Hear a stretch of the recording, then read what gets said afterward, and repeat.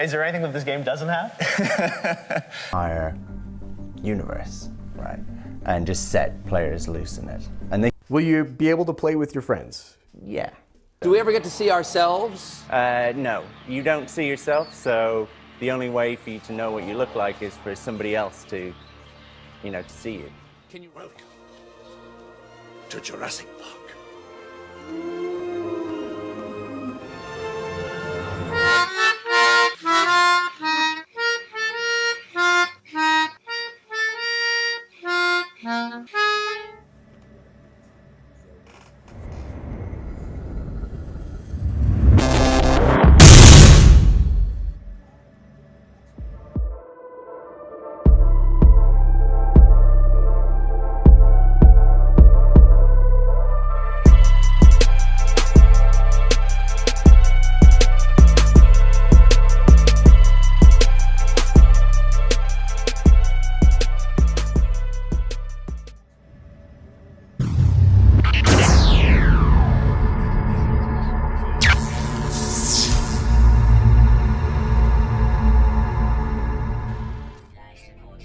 Welcome back everyone, Meanpooh here with another game to try on the Acer Nitro 5. Today we'll be playing No Man's Sky with the included next update. I'm pretty sure most people know what this game is and what it's about. So just in case you didn't know, No Man's Sky is an action-adventure survival game played from the first or third person perspective that allows you to engage in 4 principal activities: exploration, survival, combat, and trading. You take the role of an alien humanoid known in-game as the Traveler in an uncharted universe. You start on a random planet near a crashed spacecraft at the edge of the galaxy and are equipped with a survival exosuit with a jetpack and a multi-tool that can be used to scan, mine, and collect resources, as well as to attack or defend oneself from creatures and hostile forces. Upon starting the game, you would need to repair your visor as well as your ship. You have to collect, repair, and refuel the craft, which will allow you to travel about the planet, between other planets, and space stations in the local solar system. You can engage in space combat with alien factions or make hyperspace jumps to other star systems. While the game is open-ended, you may follow the guidance of the entity known as the Atlas to head towards the center of the galaxy. The defining feature of No Man's Sky is that nearly all parts of the galaxy, including stars, planets, flora, and fauna on these planets, and sentient alien encounters, are created through procedural generation, using deterministic algorithms and random number generators. Through exploration, you are credited with units, the in-game currency, by observing not yet seen planets, alien bases, flora, and fauna in your travels. If you are the first to discover one of these, they can earn additional units by uploading this information to the Atlas, as well as having their name credited with the discovery to be seen by other players through the game's servers. You will have the opportunity to rename these features at this point within the limits set by a content filter. Be aware, as many planets have dangerous atmospheres such as extreme temperatures, toxic gases, and dangerous storms. Though you can seek shelter at alien bases or in underground caves, these environments will wear away at the exosuit's shielding and armor and can kill you. Thus, you must collect resources necessary for survival. By collecting blueprints, you can use resources to craft upgrades to your exosuit, multi-tool, and spacecraft to make survival easier. While on the planet, you may be attacked by hostile creatures or sentinels, which are self-replicating robots that patrol the planets and takes action against those that take the planet's resources.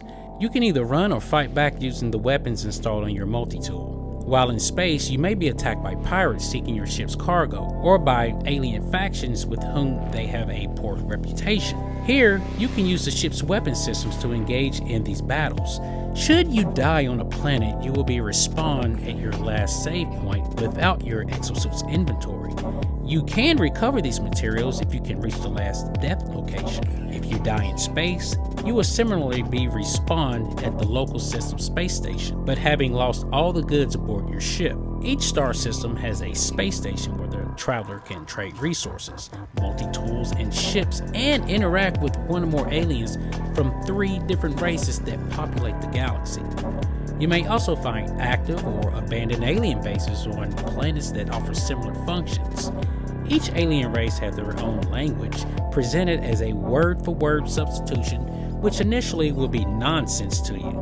By frequent communication with the race, as well as finding monoliths scattered on planets, you can better understand these languages and perform proper actions when interacting with the alien NPCs, gaining favor from the alien and its race for future trading and combat. The game includes a free market galactic store accessible at space stations or alien bases. Here, some resources and goods have higher values in some systems compared to others, enabling you to profit on resource gathering and trade. A large update released in November of 2016, known as the Foundation Update, it added the ability to define a planet as a home planet and construct a base on that planet from modular components created from collected resources. Once constructed, you can then immediately return to the base via teleportation from a space station in the rest of the galaxy. The base supports adding special stations such as research terminals, which can then be manned by one of the sentient aliens, which can help with unlocking additional base components and blueprints, tend to harvesting flora and resources, and other aspects. The Foundation update also adds in 2 new play modes, with the original gameplay considered as the 3rd default mode. Survival mode is similar to the standard gameplay, but the difficulty is much higher. Atmospheric effects have larger impact on the exosuit's armor, alien creatures are more hostile, sentinels are more alert and deadly, and resources tend to be sparse. If you should die in survival mode, you must restart without being able to recover your lost progress, though they still possess their credits, alien language progress, and known blueprints. Creative mode removes much of the mechanics that can kill your character and gives you unlimited resources for constructing bases. A second update released in March of 2017, known as the Pathfinder update, added several new features to the game. Among these included the ability to share bases with other players, as well as new vehicles called Exocraft to help in exploration. The Exocraft can be built on your set home planet and can be called upon any other planet via a minor update released a few days afterwards. The update also contained a permadeath option that wipes your progress completely on death, support for Steam Workshop, new base building features and materials, ship and multi-tool classes, and support for PlayStation 4 Pro's enhanced graphics. A third update titled The Atlas Rises was released in August of 2017. It included significant contributions to the game's story mode, added an estimated 30 hours of narrative, and added procedurally generated missions. You can use portals to quickly transport across the game's galaxy, a limited online cooperative mode called Joint Exploration, which allow for up to 16 players to explore the same planet and use voice chat and text commands to communicate to others in close proximity. The fourth major update, titled No Man's Sky Next, was released for Windows on July 24th of 2018. It's a significant update to the game that Hello Games considered to be more representative of the game that they wanted to release in 2016. The update will include a full multiplayer experience, allowing up to 4 players to create and customize their in-game avatar and to join as allies to explore planets and star systems to build bases together, or as opponents to fight against each other. Bases are no longer limited to specific spots on a planet, and now can be built nearly anywhere, including underwater, and such bases will be visible to all other players of the game on their respective platforms, of course. You will be able to assemble fleets of starships to be used to send out on various missions. The game's engine has gotten a significant overhaul in how planets are procedurally generated, as well as how they are rendered to you. I was one of the millions of people who pre-ordered the game, and when I got it, I was very disappointed. I found the game to be sort of boring and pretty much just a game about mining just to stay alive. Upon trying again, the game does look better, but the gameplay is still the same. To me, it's just boring, but you know, that's just my opinion. I'm sure millions of people will enjoy this, as you can play with your friends. And it also includes a sandbox mode. No Man's Sky really is no different from any other survival game other than you can go to other planets. The sounds in the game are very futuristic. The clouds, the sky, all move very fluid. I could just sit and watch the time of day pass, as it's very nice to watch. In my travels, I've came across some animals that look very weird. Some didn't even have a face. Since the planets are procedurally generated, the planets were varied, so based upon that, you may not visit the same planet twice. Planets with rings, planets with acid rain, you know, that's cool. Settings like this will challenge a lot of people out there, but some will probably jump back in their ship and take off and pick another planet to explore. Performance-wise, I ran the game with maxed out settings. All were put on high and ultra at 1080p. Average FPS on a planet was around 55 FPS, going as high as 61, and I've seen it constantly as low as around 40. In space, FPS was well over 100. The GPU had an average of 69C, while the CPU had an average of 81. I remember exploring a cave in this game and found a pool of water. I thought that was cool. I thought it was ice. I decided to jump on it, and actually it was water, and it was kind of deep. I decided to go ahead and swim to see how far I would go. Sure enough, as I was getting deeper and deeper into the tunnel, I was running out of oxygen. I was stunned because I thought the suit would protect me. Lucky for me, I just had enough to make it out of the tunnel. I take that as a great experience. I could have lost everything taking a chance like that, and there are not many games that can push you in that direction. If you have not played No Man's Sky, it's worth a shot, and I believe that people involved have redeemed themselves. Hopefully, they'll keep on rocking and putting out updates and making the game more and more playable and accessible to everyone that probably can't play this game on their machines. I have noticed that it is using OpenGL and not DirectX, and that may affect some people's machines, I'm not sure, but it could. And finally, if you've watched the beginning of this video, Sean Murray was asked a bunch of questions about the game, if certain things would be included like multiplayer and things like that, being able to see yourself. I believe Hello Games is really trying to address everything that has happened before when it got released. And the game really, it does deserve a second chance. Not all games deserve a second chance because some developers just don't care, they're just in it for the money. But it looked like they really did try. I believe if Sony possibly didn't get involved or didn't probably push them, I believe it would have been a different outcome. But again, they are addressing things and pushing out updates to make the game look better. Well, with that said, if you found the video helpful, share it so others may benefit as well. That's all I have for now. Thanks for watching, and I'll see you in the next game. Meanpooh, out.